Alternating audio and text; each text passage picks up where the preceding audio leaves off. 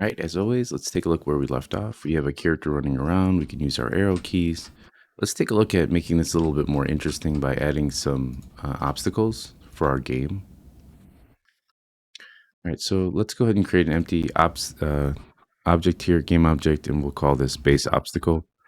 And something that we're going to learn about in this video that's a little bit different is we're going to learn about prefab variants. So you'll have one prefab and then you'll have these variations of it, which is good because we'll have different types of obstacles coming towards our runner here.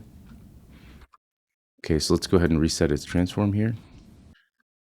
All right, so inside of base obstacle, let's create a empty object here and we'll call this model. And this will be where we put our meshes. And then usually on top, I put my code. So this is like a container for everything. And then this is where our mesh is. And the model that we want to add is we'll just do a cube right now. Make sure all of these are zeroed out. And so on this cube here, I'm going to, let's see, remove component. And actually, let me copy component. And the reason for that is if I click on this, let's go back into our scene here. I'm going to hit F to focus.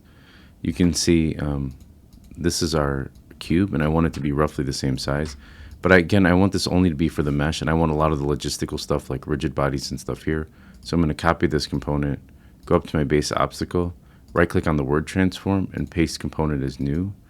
And then if I click on this, you can see it's the same size as that cube. And then I'm just going to remove the box collider from here. For the base obstacle, I also want to add the rigid body here because we're going to be using physics to send it tumbling towards our runner here. It's consistently safe. So we're going to leave use gravity on, and let's also adjust the amount of gravity that the cube has when it comes tumbling towards our character. So go to edit project settings, and then let's look for physics here, and then we have all of our physics settings here. And if you look up here, this is actually shared across all of our objects. We have 0, and then we have gravity on the y-axis. We don't have much gravity on the x or z-axis because normally when we lift our cube up, we generally want it to fall directly downwards. In this particular case, we want it to come at our character at a different angle. So for now, just for testing purposes, let's grab the value at minus 9.81. That's the amount of gravity when it falls on the y-axis. And let's just paste it for the z-axis. And what that'll do is you see our z-axis here, we'll have it where if we spawn it in our scene, it'll just naturally, the physics will have it come towards our runner.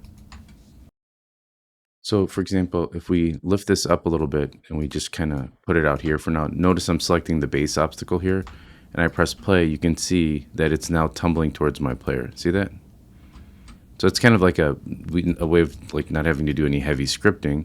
So if we take this a little bit higher, and we can actually adjust that amount too, that it's tumbling towards the player. If you want it to have more or less gravity or be quicker, we could also lower the mass. A couple ways to do this.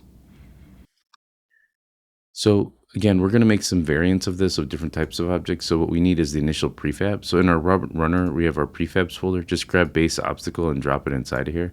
And now we have this blue base obstacle. Remember, as much as you can, remember to always kind of check your stuff in. So we have a background if there's, if it works now and it breaks later. And then what we want to do is create a script, and that's going to give us sort of like a object spawner script.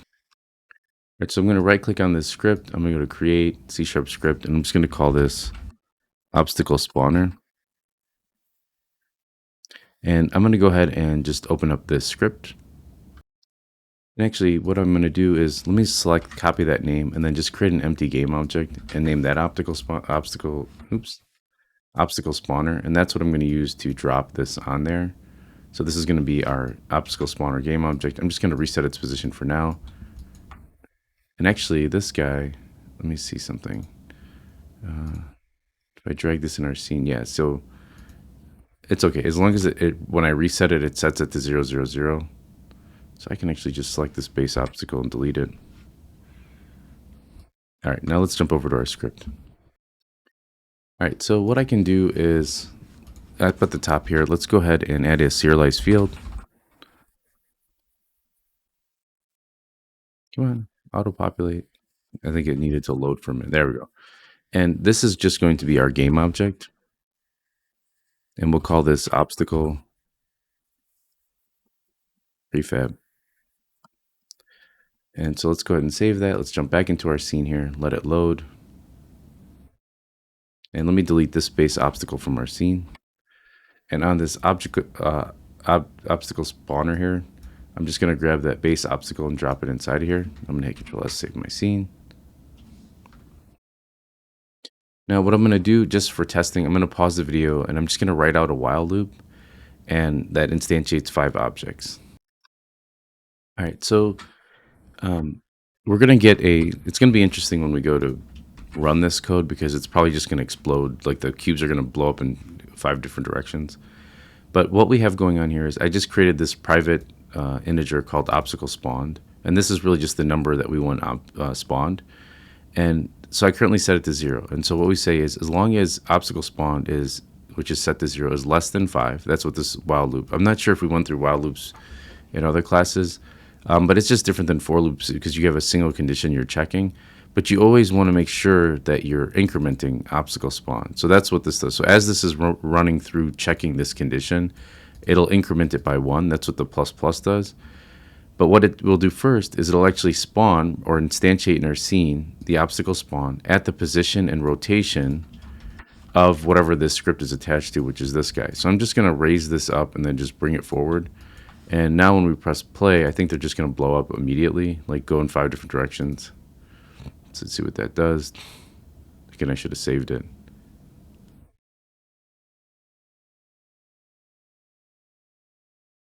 So I made a mistake. I put a semicolon here, and that's the reason why my Unity crashed. So let's save that again, and let's go back and check this.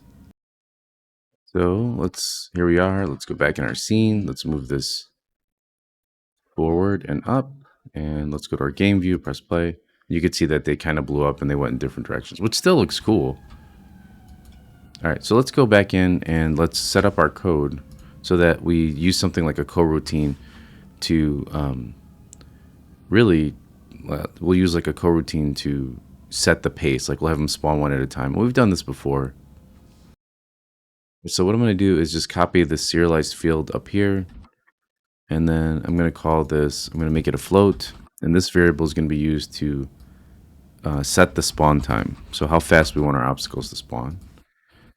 And then, let's see, we've got I like to put a space between my serialized fields and my non. And then let's just change, let's see, let's say in start, actually we probably should add this while loop in our enumerator. So I'm going to actually use this. I'm going to do enumerator, and what we're planning on calling is, let's call this method spawn obstacle routine. And then we'll take this code in here and we'll cut it. And then we want to call, we'll do start coroutine here. And how much time we want that to run, like our coroutine, we can throw obstacle spawn time in there. And well, actually, sorry, we want to put the method or this enumerator that we want to call. So from start, right off the bat, once our this method launches, it's going to call this coroutine here. And what we say is we're saying, okay, well, I want to spawn this, and I'm going to wait a few seconds. So we'll do yield, return new wait for seconds here. And then inside of here, we post our obstacle spawn time. And we've done this before, but I'm going to still explain this code to you.